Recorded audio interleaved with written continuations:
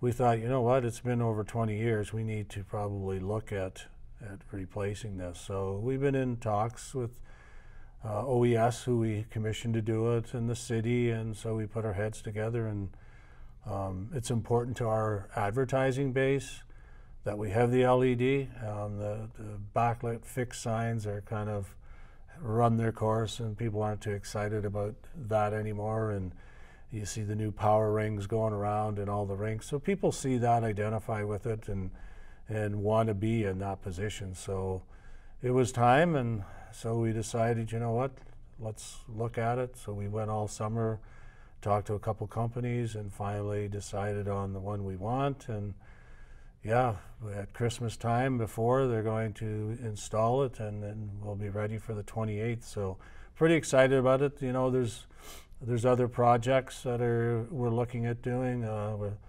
reconfiguring the dressing room. We're trying to get it all on the same side as where our workout space is.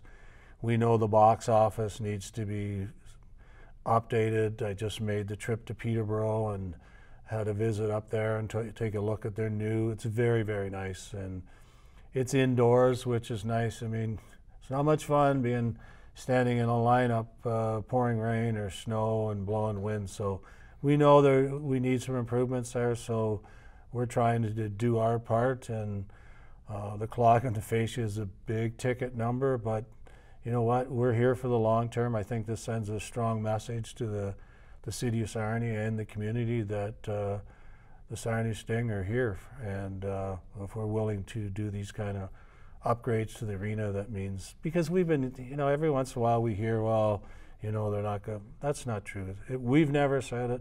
We've heard it lots, but I think this puts it to rest. Yeah, I think I can even say, I remember going back even to last season, if people watched this, I think the last game on Erie, I decided to get a little soapbox going a little while. It's like, I don't know where these rumors come from. I'm around the league, and I can tell you that, you know, even talking to Darian, I think it was Darian or Dave, one of the others said, there's this little rumor about moving the team across the border. If they wanted a team across the border, they could have had one. It was called the Plymouth Whalers. Yeah. So I guess that's, to be clear, is the team is buying the scoreboard. That's right, and the fascia.